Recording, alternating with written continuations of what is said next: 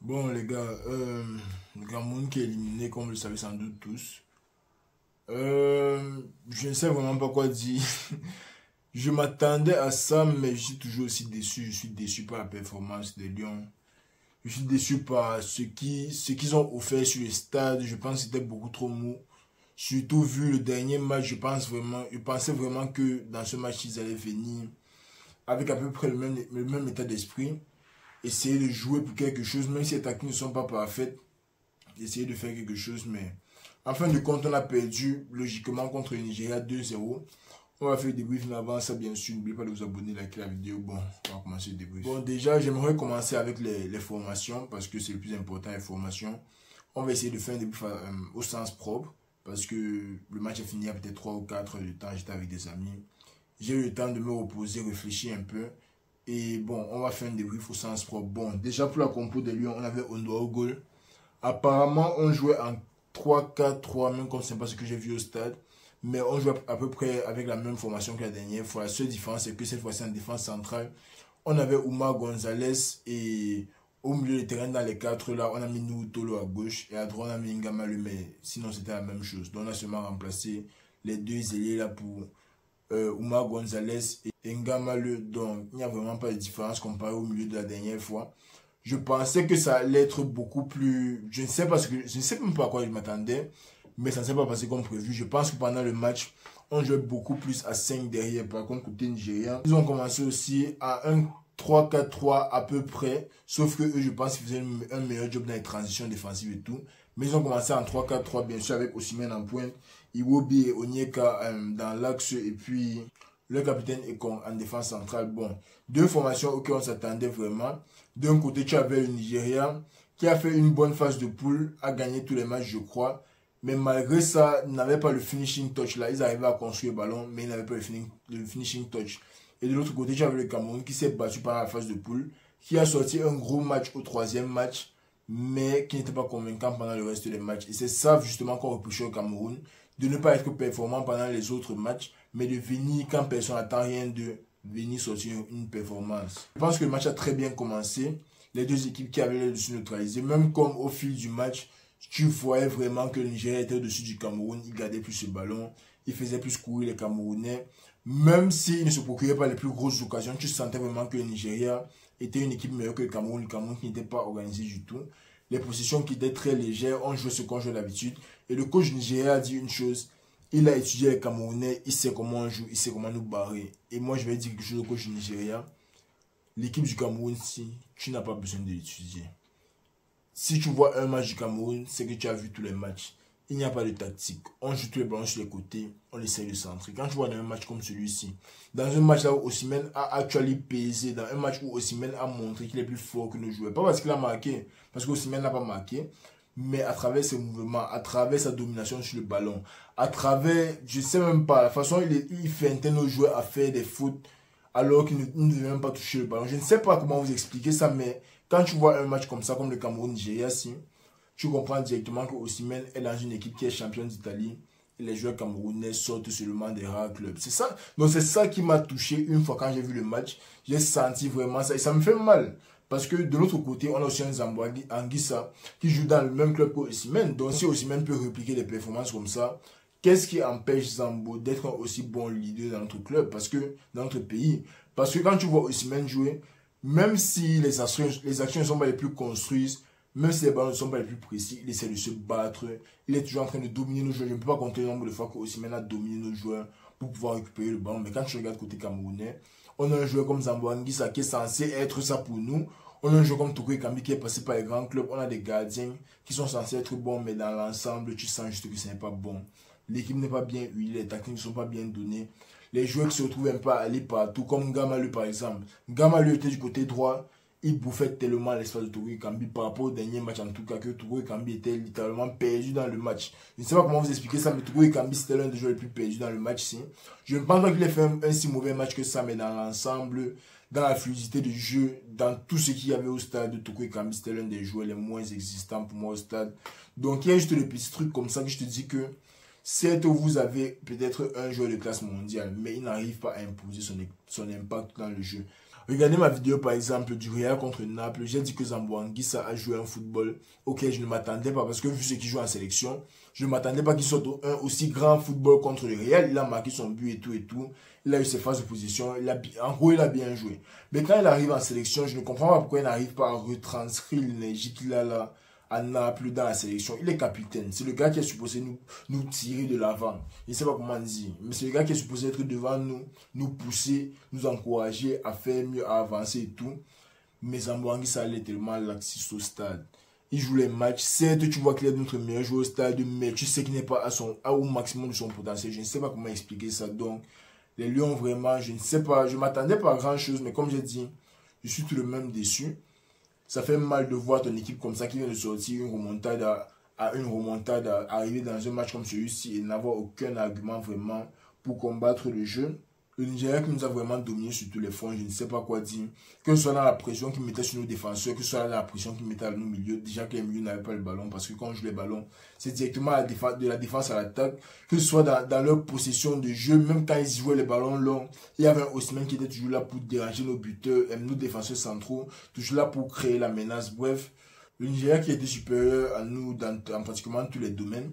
Après, comme ça ne suffisait pas, parce que malgré le fait qu'ils étaient supérieurs, moi je pense quand même qu'on a fait un bon job de gérer. Je ne dis pas qu'on a bien fait qu'on a fait un bon job de défendre, mais on a pu gérer, on savait comment garder notre avance.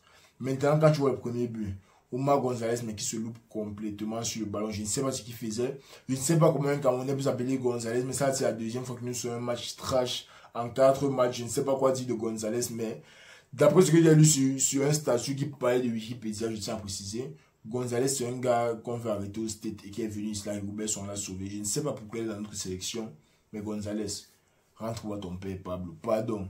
Rentre voir ton père Pablo, parce que depuis le début de la saison, là, tu nous donnes les nerfs à un certain niveau. Je ne sais pas ce qu'il a fait de Gonzalez, mais pardon, qui retourne d'où il vient avec son coach son.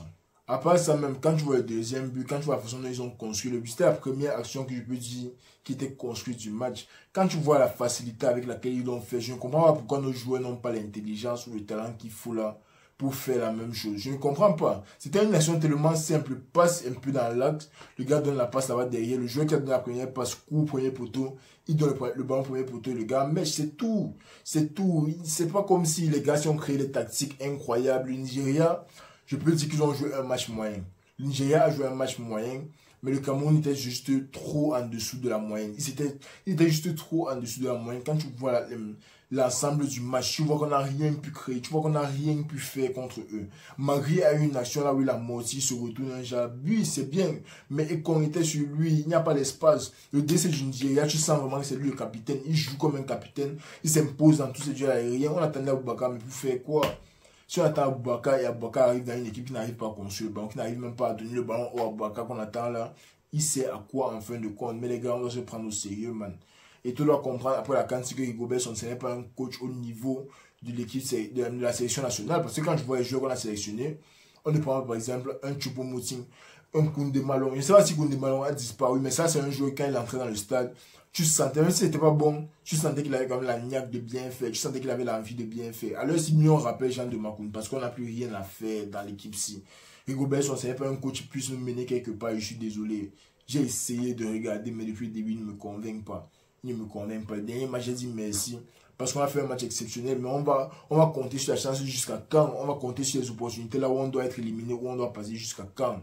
Et quand ça arrive là maintenant contre le Nigeria, on n'arrive pas à jouer un match à la hauteur du niveau. On n'arrive pas à jouer un match à la hauteur du rendez-vous, les gars. Mais franchement, à un niveau, et tout doit être réaliste, même pas nous, parce que nous, on ne peut rien faire. On sait que les Rigobert sont nuls depuis. Et tout doit être réaliste. Et se rendre compte que Rigobert sont, it's not the man for the job, gars. It's not the man for the job. Regardez la CAN qu'on joue. On arrive dans une CAN, 4 matchs, on gagne un seul et on bavarde depuis ce tout le monde. Maintenant, on va dire aux Ivoiriens. Ils ont au moins leur match à jouer encore. Même si c'est contre le Sénégal, ils ont au moins leur match à jouer. Nous, on est arrivé à notre match, on a prouvé qu'on ne valait rien. C'est ça qu'on a prouvé aujourd'hui. C'est la seule chose qu'on a prouvé, c'est qu'on ne valait rien. Rigobert a dit en conférence de presse que quand on va tomber contre une équipe sérieuse, c'est là que nous aussi on sera sérieux. Où est le sérieux, mon gars? Où est le sérieux, gars? Je suis fatigué. Je ne sais plus quoi dire sur l'équipe du Cameroun ici. J'ai dépensé toutes mes énergies sur eux. Je ne sais plus. Le dernier match était beau, oui. Mais quand tu arrives dans le match, là, et tu vois quelque chose qui a à peu près marché le match passé, tu viens, tu changes ça complètement, tu mets Nourou un peu plus en avant, qui n'est pas forcément mauvais, mais ballon au pied, c'est pas le meilleur non plus. Et tu nous mets Ngamalu à droite, mais Ngamalu même fait un passement de jambes, avec Nkoudou, fait un passement de jambes, c'est comme si c'est impossible pour les deux là, mon frère. Tu regardes le match d'un Nkoudou, comme d'habitude, je dis ça chaque match, au moins 6 coups francs hors de la surface, Nkoudou ne met aucun dans une zone potable, il ne met aucun dans une zone là où un attaquant peut attaquer le ballon, les gars. Est-ce qu'on manque tellement de joueurs pour ne pas avoir les joueurs à payer pour mettre les gens comme Nkoudou au stade? Vraiment, je comprends que Nkoudou c'est un professionnel. Je comprends qu'il évolue dans peut-être une équipe de D2 ou D3 dans un pays tiers. Mais quand même, tiers regardant le football. Mais quand même, les gars, quand même. Quand tu vois un pays comme le Cameroun qui se vante chaque jour qu'ils ont 5 ans, ils viennent mettre les joueurs au stade qui ne savent même pas tirer les coups francs, qui ne savent pas centrer et connaître. Quand même. Sinon, si tout notre plan de jeu se repose sur centrer et péter, comment on peut avoir un joueur sur l'aile qui a un move et qui ne sait pas centrer le corner, les gars? C'est à quel moment qu'on se prend au sérieux? J'ai vu la liste de Rigobert Song, ça avait l'air d'être pauvre. Il n'y avait aucun nom de marque dedans, il n'y avait rien de bon dedans. Parce que tu peux même voir les noms et te dire que ok, c'est peut-être un joueur que je ne connais pas et il sera bon quand il va arriver, mais il n'y a rien de bon dedans. Le Nigeria qui nous a mangé sur tous les plans de jeu. Seulement la pression sur nos défenseurs, regardez ce que Gonzalez a fait, les gars. Mais à un moment, Samuel Eto'o, à un moment, on doit se prendre au sérieux, gars. On doit se prendre au sérieux, on doit arrêter de tourner en rond. Là maintenant, on est en train de faire se tourner en rond. Laisser Rigobert Song même encore pour le prochain match, c'est seulement tourner en rond. La canne est finie. Il n'a plus rien à faire. Il a montré son niveau, il a montré le niveau de son équipe. Il n'arrive pas à croire qu'en 80 minutes, Rigobert Song fait un changement sur une équipe qui ne fonctionne clairement pas depuis la première mi-temps. Il attend 80 minutes pour faire un remplacement à Aboubakar. Il pensait qu'Aboubakar allait venir faire quoi? Aboubakar allait venir changer le match à lui tout seul. Mais non. Le problème est autour de lui. Le problème, ce sont les joueurs qui l'entourent. Regarde même contre le Brésil. On n'a pas fait le meilleur des matchs.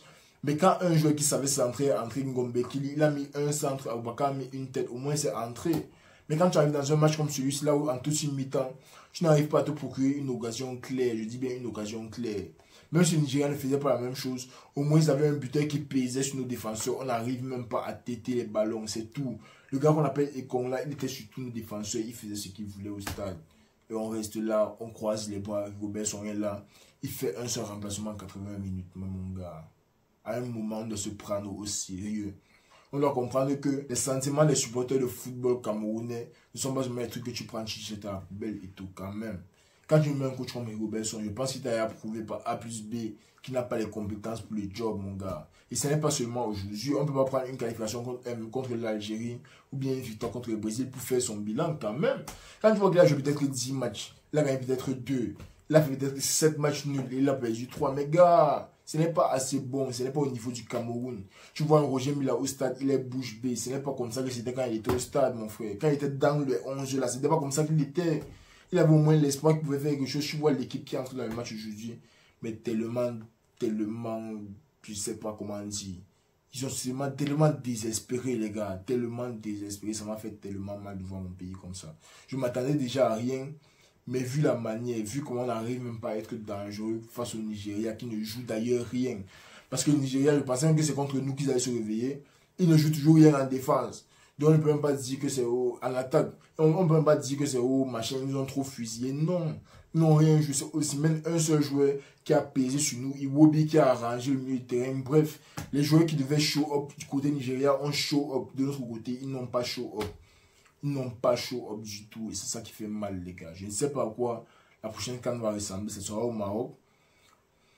On va voir si on se qualifie déjà. Après ça, on va voir le tournoi. Mais l'équipe des Lions, si on change Rigobert Song, on va voir le nouveau coach qu'on va mettre. Au moins pour les qualifications de la Coupe du Monde, on va voir comment ça va se passer. Mais pour l'instant, là, ce n'est vraiment pas convaincant, les gars. Je vous promets, ce n'est vraiment pas convaincant. Triste soirée pour les Lions indomptables. On est éliminé de la CAN. Mais bon, on va continuer de regarder la CAN sur Sports. La Champions League reprend après la CAN, donc je pense que je vais attendre que la CAN finisse avant de reprendre sur les matchs européens.